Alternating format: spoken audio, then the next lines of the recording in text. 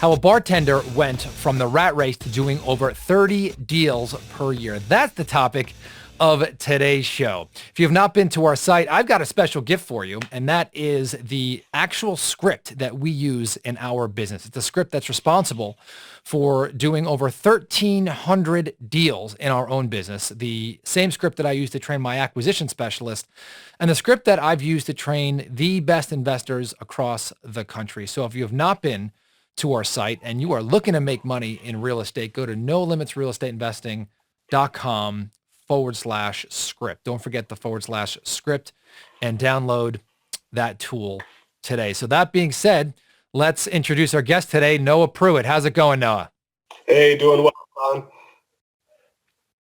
So Noah, I always like to start out our guest shows. I know that you said that you were a bartender. Tell us a little bit, your story and how you got here. Yeah, so, I started off, I was bartending and selling cars, and, selling cars just wasn't doing it for me. I wasn't fulfilled. And I knew that I wanted more, and I wanted time freedom, and I wanted to be able to do what I want when I want it. So it's, I started off pulling lists and while I'm sitting there at the dealership, and well, let me stop you there for a second. Started calling them on my lunch break. Let me stop you. Yeah. So you're in the dealership, right? You're working as a bartender and selling cars. I mean, it sounds like you are hustling. Yeah. Right. So you're doing both. What, I know you said you pulled a list, right? Which is great, but what was the moment that you said, I got to make a change?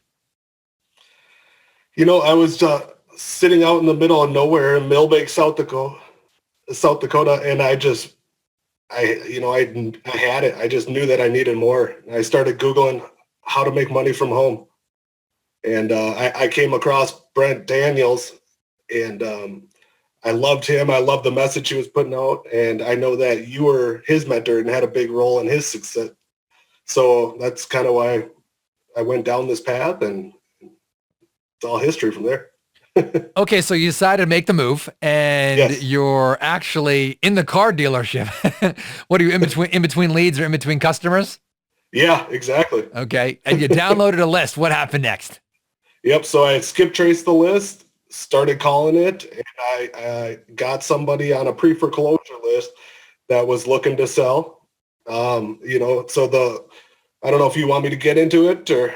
Yeah, I definitely get into it. Come on, I'm here to extract information. Nowhere to hide, baby. Yeah, so they were looking to sell, and the story is she was moving to a retirement home, and she couldn't show a profit on the sale, otherwise she wouldn't qualify for the income for the retirement home. Right. So we worked out something with her son where we after we were able to put it on her contract and sell the deal, we split the proceeds with her son, and that his mom was able to go into the home, and they still got the equity out of the property. So this was a cold call. Yes. And a pre-foreclosure list. Yep. And you locked it up under contract, and you agreed to split the proceeds with her son. Correct. Okay. What'd you lock it up for, and what'd you sell it for? We locked it up for, I want to say it was $150, and we sold it for a little over $180. Okay, so about $30,000, $15,000 profit. Yeah, it was 16. Okay, $16,000, so about $32,000. Yeah. Okay, so how much were you making selling cars and bartending if you had to combine that? Combined, well over six figures. It's I had a good income, just wasn't happy with what I was doing. Okay. So that one deal kind of blew my mind. It's like, wow, I just made 2 months salary from one phone call. Yeah. You've got a tool that actually I think is really important. And I don't talk a lot about this, but sounds like you got a strong work ethic, right? Where, yes. You were selling cars and bartending, right? And it sounds like you probably didn't have to bartend, but you wanted more, right? Mm-hmm. And then you went and you probably could have been happy, but then you went and hustled again and got the first deal, and I think that a lot of people, they say they want to make money in real estate. They want a better life, but I will give you the tools and lessons and the shortcuts on this But man, you got to put in the work, right? You've got to put in the work, or you have to work to get other people to put in the work. But either way, it's work. Absolutely. Yep. You know, you can use money and resources to shortcut some of that, but you know, it's still, you know, it takes time to deploy those resources, even if you're using your own money. So you got your first check. This is more than, you know, you made in a month in your job. It's in your hand. Now, what what is Noah thinking? I was just thinking, how can I take to the next level? I knew right then it was proof of concept, and I just I wanted to do more. Right. Okay. So what was next? So tell us. It sounded like you had done, you know, a few deals. Tell us about your best deal. So my best deal was a deal in St. Paul. It was in the McAllister Groveland neighborhood. And it was a lady that was in pre-foreclosure as well. And in Minnesota, once a property goes to the auction, you have 6 months to redeem the property after that. Mm-hmm. Well, we had called her well before that. We were following up with her. And she calls us one day before it expired, before she would have lost everything, all the equity she had in the property. Right. And we were able to go out there, put the property under contract. We put it under contract for $130. And I got home, and her son gives me a cut. And he says, I don't know what's going on here, but we didn't authorize her to sell the property, and we want to cancel the contract. So I said, you know, I want to help you guys out. She's going to lose all the equity she has in the property.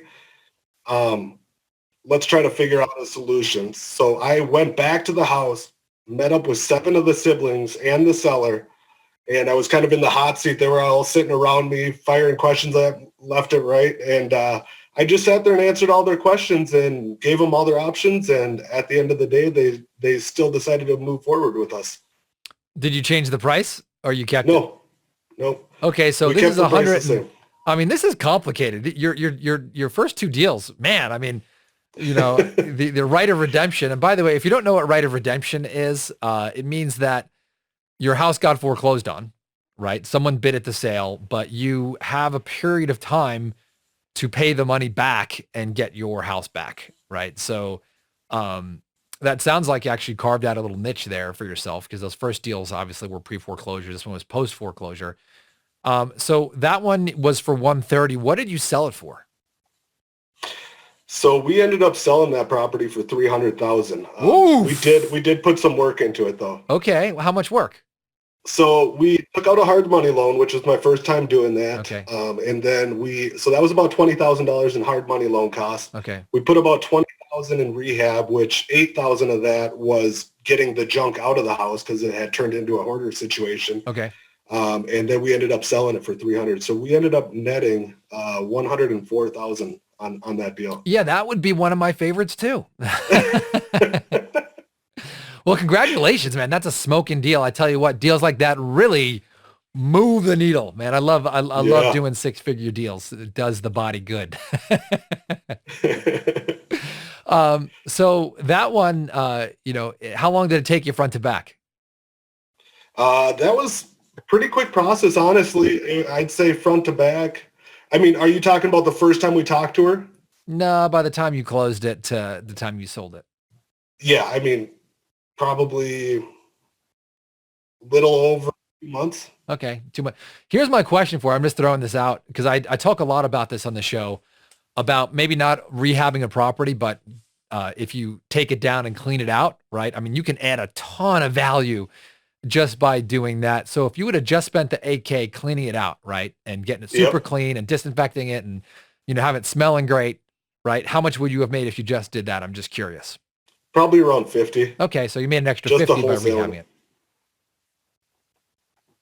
So you made an extra 50 by doing the extra rehab. Yeah, and it's not like we went crazy. I mean, we came in, we cleaned it out, we painted it, and then we staged it. Okay, awesome. Good for you. Well, congratulations. Yeah.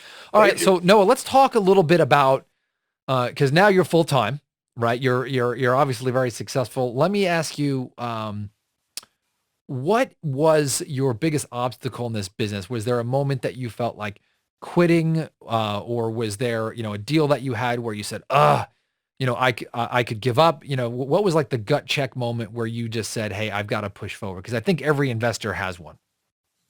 Yeah, it was actually last year going into wintertime, and it's a lot of times, I don't know if it's like this in all markets, but in the cities, in the Twin Cities here, it really slows down in wintertime for real estate. Over the holidays and New Year, it really slows down quite a bit. And if you don't have, that nest egg saved up, and to fund the business and to keep your marketing going, it gets really stressful really fast. And it's, you get to the point where you start thinking, man, what? Maybe I should just go get a job. Now I got employees and I'm dealing with people calling in sick, and all this money going out and not money coming in. And at some point you just, got a gut check and decide how bad you really want it. And I just knew I could never go back to working for anybody again. I had to make it work, and I had to figure out a way to make it work. Well, I got to tell you, I mean, I've had months like that myself, right? I mean, I think as you get more mature and more seasoned in business, right, those ups and downs become much less frequent, right? You learn how to emotionally handle them, right? And if you're investing in the business the right way and you're pulling money off the table and you don't stop your marketing out of panicking, the upside is way, way, way bigger than, the downside, right? I remember probably year 3 or year 4, I used to lose money, 1 out of every 4 months, right? And then, year 5, I used to lose money maybe 2 out of every 12 months. And then now, I probably lose money maybe 1 out of 12, maybe 1 out of every 18 months, right? And if we do, there's a 4-alarm fire, like what happened? And it's usually something that happened, 3 or 4 months ago. I talk about that, where it's a combination of things. So it's the winter, which is brutal, right? In Minnesota, I was just there, by the way, 1 degree. That's right. You have family up here. Yeah, I got family over there, but I could see how it could slow down. But, I have found that I usually can trace it back, 3 or 4 months to something that we did or didn't do, to maybe it's a shiny object, or, our mailing campaigns. We decided to mail a new area. That's not something that we don't get distracted like that anymore, but it used to happen to us. You know, um, Changing topics a little bit. It's funny because probably in my 3rd year in the business, we were in San Diego and we're like, let's go to Cleveland. And we mailed like 3,000 postcards out to Cleveland, and the phone wouldn't stop ringing. And we locked up 22 contracts there off a 2,000 postcard send. And we didn't sell any of them. We wasted all this time. And everyone's like, and we sold one. And everyone's like, oh, we sold one. I think we made $4,500. Well, what no one talks about is that we hardly did any business in San Diego at that time because we were so distracted. And we're like, what's wrong? And this is after we had left that market.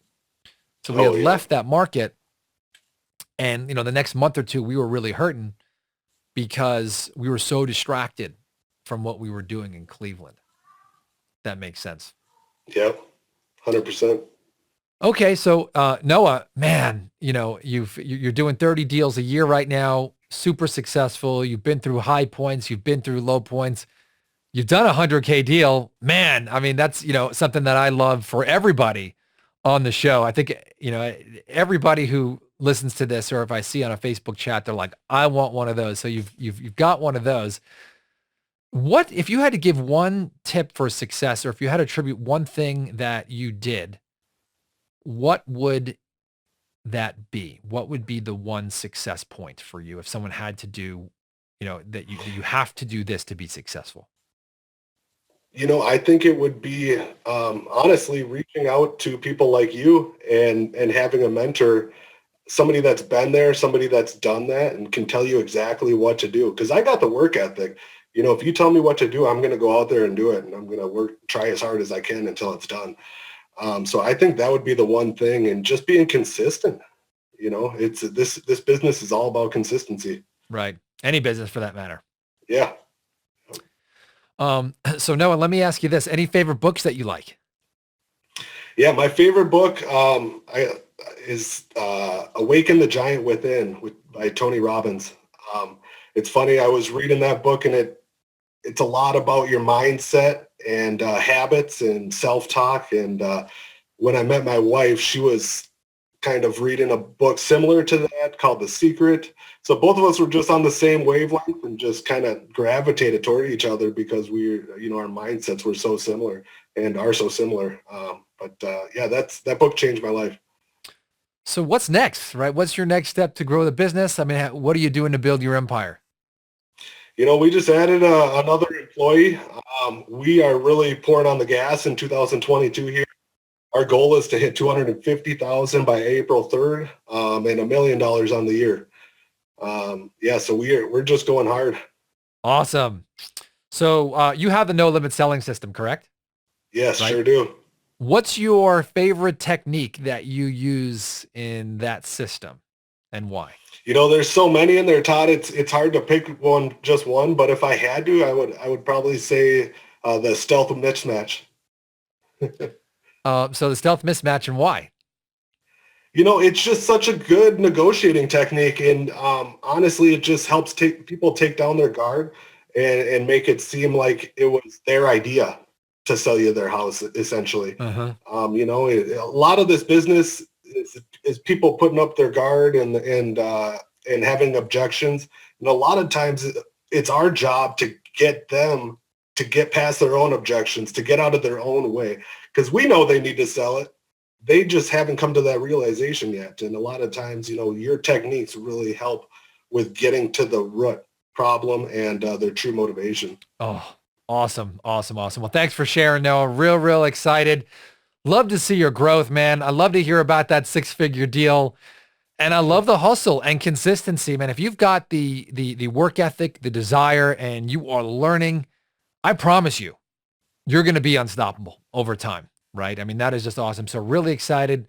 Love your goal, Noah. Thank you for being on the show. Remember, if you are listening to this and you have not downloaded the script, go to nolimitsrealestateinvesting.com/script. I know Noah talked about how he cold called some pre-foreclosure lists. So if you want to learn how to talk to sellers, this is a script for you. So nolimitsrealestateinvesting.com/script.